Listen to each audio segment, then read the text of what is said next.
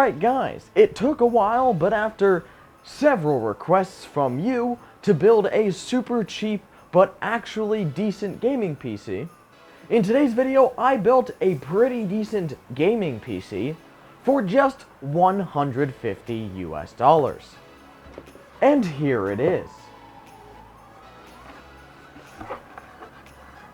It's in the Xbox box. This is the case.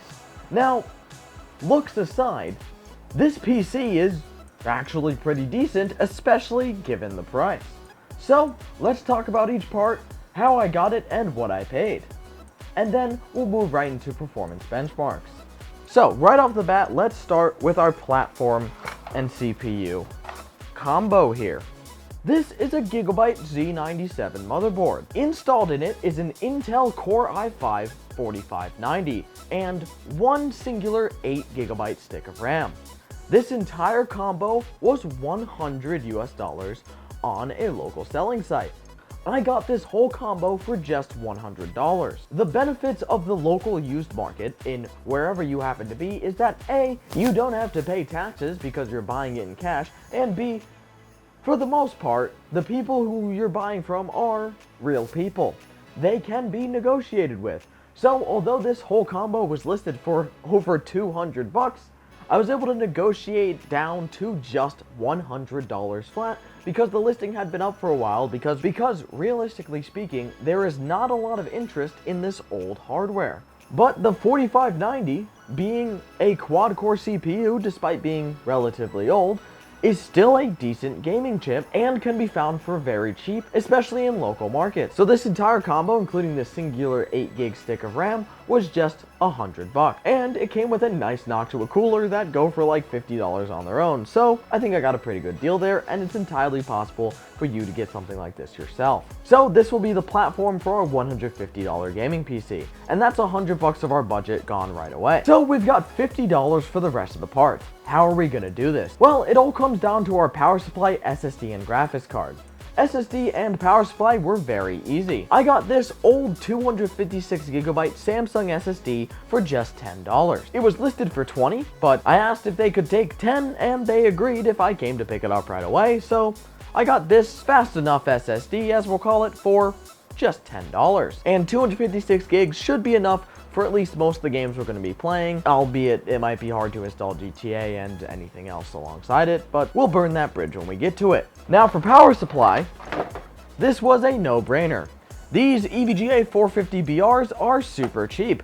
I got 9 of these for $20 a piece, so $20 power supply makes this entirely possible. These BR units are not the best things on the planet, but 80 plus bronze 450 watts is more than enough for our current build. Can you shut the fuck up? 450 watts, 80 plus bronze will be more than perfect for this build, and we can definitely even upgrade to a better graphics card or CPU and still be absolutely within our wattage budget. And finally, it comes down to our penis de renaissance, our graphics card. Alright guys, I completely messed up the audio for this entire portion of the video because I am an idiot who let my mic rub against my shirt the entire time. Good job me. But the graphics card I'm holding is definitely not much to look at, which is most likely exactly what the seller thought when they sold it to me for $20 US.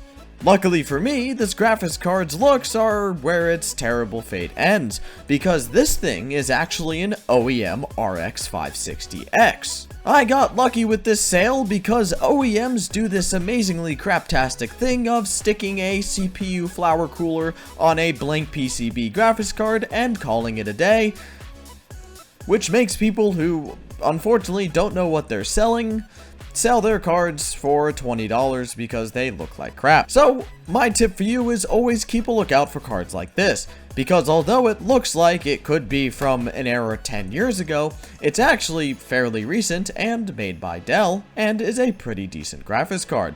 Our 560X will round off our $150 gaming PC at $20 US for the card, bringing our total to exactly $150 and bringing our gaming PC to have pretty decent graphics performance.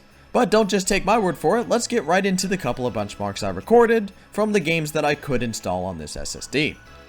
Starting with the tried and true Rainbow Six Siege, and actually, at low settings 1080p, we can see well above 100 FPS. This is quite good, if you ask me. And with some proper tuning, I believe we can get a solid locked 144 FPS for some high refresh rate competitive gaming. Our CPU and GPU seem to trade blows, each one being locked at 100% at any given time, so it's clear we have a very well balanced system here with no clear bottleneck at any given time. We're not even using all 8GB of our DDR3. Now, our CPU might perform slightly better with dual channel RAM, but I'm not going to test that because that's not the PC we bought for 150 bucks. This one is, and it's got single channel. But we're getting above 100 FPS, albeit at very low settings, but it is 1080p resolution, and it's very playable and extremely responsive with no noticeable input lag, at least to me, so I'd say this is very good, especially for competitive gaming, for just $150 for the entire build. Now moving on to a different story, we've got Battlefield 2042, which I really wanted to try on this PC, and it falls just short. At 720p, lowest possible settings, we're getting a cinematic 30 to 40 FPS in game, and it's playable would be a stretch to say that.